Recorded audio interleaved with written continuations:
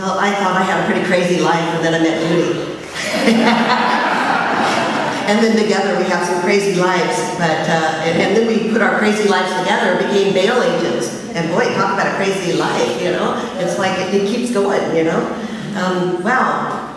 You know, the sacred calling, I love what you said. Hey, that's a pretty good job for doing it at 2 in the morning. I don't know if I could do that. Yeah. But let me tell you what, to me, what's so important for all of us to really get at our really heart level is who we are in the world. Who we really are. When you get it, when you get that this divine energy and you download it and you move with it, your life changes. And you know your sacred calling, you know who you are in the world. When St. Francis said, there are beautiful and wild forces within us. Now think about that. Beautiful and wild forces. You told me about your beautiful and wild force within you, Pearl, this morning. And I'll tell you what, each one of us have that energy within us. My favorite poet in the whole world is Rumi. He's a Sufi poet, and he says that the universe, when the universe enters you, there's a holy realm within you that you live from. And I love that because they're talking about the greatest force in the universe. They're talking about the power of love, the power of God, the infinite that runs through each and every one of us. And see, we got to understand what that power is about. You know, we talk about it, you know, just like, oh, the God's within you. You know, if we got it, that power that is in us blooms flowers. It grows mountains. It creates babies. That's how beautiful and powerful that energy in you is. And what's interesting is that religions, traditions, philosophers have talked about this since the beginning of time, and now science has told us the same thing, that there's a power in us, and that when we can activate that power, there's no stopping us of what we can do. Anything. And when we connect with it, our lives will never be the same. See? And our sacred power or our sacred calling is to connect to that power, is to realize that the power is within us. It's not out there. Nobody else is going to save you but you. Because the power in you is God. It's spirit. It's infinite. It is alive. And it's so powerful. And when we get it, there's no words. There's just no words. Because it's beautiful, it's dynamic, it's intelligent, it's wise, and it's who we are. It's who each of you are. So if we've ever felt down and we're having the stuff that Judy went through and you're going through, you know, all of us have gone through the pain of what's going on in your life. Call upon that first. And that's what the traditions tell us. Know who you are.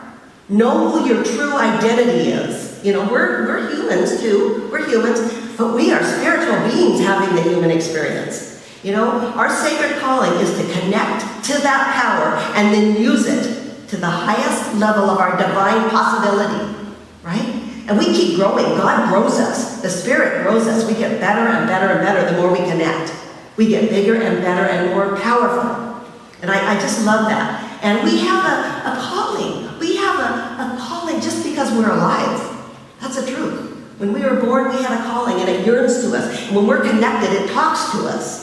Eckhart Tolle, we have classes in Eckhart Tolle, and he calls it our inner purpose. And he says everybody has the same inner purpose, right? It expresses differently in each one of us, but we have a sacred purpose, every one of us, and it's an inner purpose that thrills us. It's something that we get up, we're connected, we know what's going on in our life, we get it when we are connected, and we can all do this. And the truth is that we can take this energy and filter it through our humanness. And each of our humannesses, I don't know if that's a word, our humannesses, but our humans are different, right? Each one of you guys, you look different, you act different, you might do the same things, especially you guys are a lot of energy healers, you all do it in different ways. You have one energy that runs through you, but how you do it is different in the world. Judy and I are both ministers, we're both, you know, grandmas, we're both mothers, you know, we're all of it, but everything we do it a little bit differently. That's our humanness. I love this picture because, see, that's you. You're that orange flower there. We're all the yellow flowers, but each one of us is a unique expression of God. That's why we're born, to be unique expressions of this divine, infinite power that runs through us. And I love that song, Use Me, Oh God. Do you love that? Because the truth is that your life is your ministry.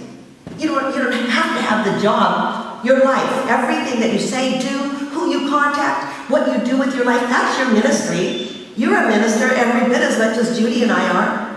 Who you talk to, what you say, your family, your connections, those are your people. Those are your congregants, so to speak. You are a minister too. It just expresses different, in an outside purpose. So like Bartolome says, we have the inside purpose, and our inner purpose is to know who we are and to connect with that powerful energy that grows us, and then to take it out into the world with what we love to do. Take it out, and maybe not even just what we love to do, but whatever we're doing becomes our outer purpose. And you do it better when you're connected, right? Everybody can do an outer purpose. Everybody can do an outer thing, but when you're connected, you do it better. You do it way better. Why then? Why do we get so down? Why are we go through such a struggle? And it's so easy for us to forget that who we really are. We don't love ourselves. The job sucks. The rent's due. I'm not good enough for this. That's our number one deal. Is you're not good enough. And the truth is, you are good enough. You know what? The you who thinks that you're not good enough or you can't do it is not the real you. See? We've got to identify with something deeper in you, not just the surface human being that you are. That's your ego calling you, not your sacred calling you. Isn't that good? I made that up this morning. That's your ego calling, not your sacred calling. Right? So remember that. That's not your sacred calling. I thought that was pretty smart, But the real you knows that it has a God-given function in the world, and this universe is set up for you to find it.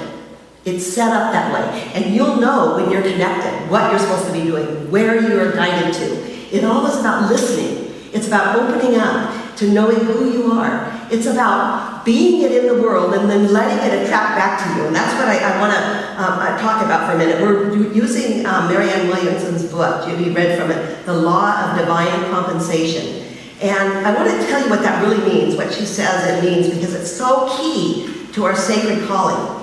Here's what she says. As an expression of divine perfection, the universe is both self-organizing and self-correcting.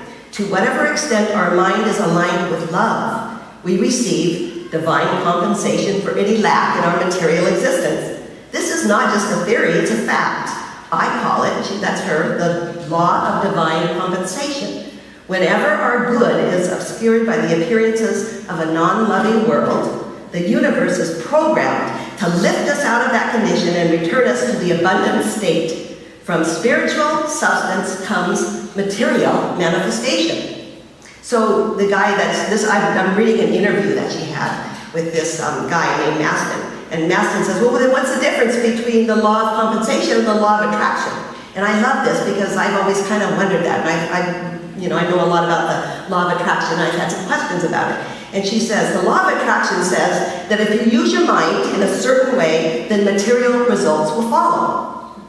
Pretty much a lot of us understand that. It's a mental law, she says. With your mind, you can affect certain things. You will do that. And I get that. I'm a good manifestor. I can use my mind and manifest. But see, the problem for me was you get what you want, right? You get what you want.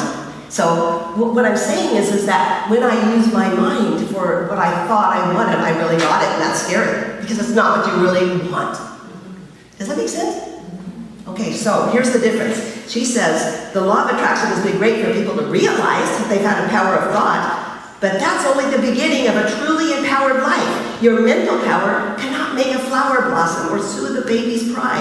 Only love can do that, because the law of divine compensation is about working with the universe to create a more beautiful world, surrendering your talents and your intelligence to be used in the process. When you're aligned with love, love uses you. Love uses you to do your work in the world. You're not doing it with your own mind, deciding what you want to do, right? You're aligned with love. So whatever you're doing, you're selling oils, you do it with your heart, with your love.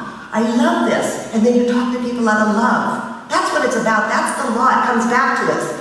When you're aligned with love, love uses you. The point is not to be in control of your mind, but to discipline your mind. We need to discipline our minds so that we can love more. See? What the truth is that we live in a field of possibility. And that possibility comes from the mind of God. It emanates from the mind of God. And the universe that we live in is a mirror. It's a mirror, right? Everything we put out there comes back to us. So if we put out the most loving thoughts and we're aligned with it, that's what comes back to us. We're not trying to figure out what to do with our lives. We just love. We're kind, we're compassionate. That's what love is, just being our best, right? It's being our best, it's being kind, it's being loving, it's being compassionate. And guess what comes back to you? Love, kindness, compassion. It comes back to us. See? Here's what Greg Braden, I love him, I use him a lot. I am a science kind of person and I love, he's a science. And he says that we got to become in our lives the very thing that we choose to experience. What do you choose to experience in your life? What is it that you want out of your life? You've got to become that first and send signals out to the universe. This is a loving, a self-organizing universe that listens to us, and the greatest source of our power is in the knowing that we're not just human, that we have the power of spirituality behind us. We got the power of God, the power of the infinite that grew the flowers. That's what's in you. And when we're identified with that, when we know it, our purpose just comes, right? Our purpose just comes. We know, how we think about ourselves matter. When you go home and you lay in bed at night, what do you think about who you are? That I ask that you go inside and you know the truth. You know that you have the power of God in you, and that's who you are, manifested out as each one of you. You're God manifested out as Pearl, as Marcy, as Alice. That's who you are. God manifesting in a certain body. Every one of you has that God quality. When you're looking at each other today, you're looking in the eyes of God. Manifested out. That tingles me. And it humbles me that we're here. You're here by no accident. There is no accidents in this world. There are no accidents. So we have to look at ourselves. Are we these egos that are struggling to make it? Or are we aligned with the power of God, the power of the divine? We don't have to go find our purpose. We just connect with love and life unfolds through us. Life will unfold through us. I promise. It happens. It changed my life when I started to look at life differently. This law of divine compensation is so much more powerful than just the law of attraction. So the bottom line, it's getting late and I want to go eat. So I want to just tell you that there's a chapter in her book called Make Love the Bottom Line. And that's the whole bottom line of this talk. Make love, the key in whatever you do.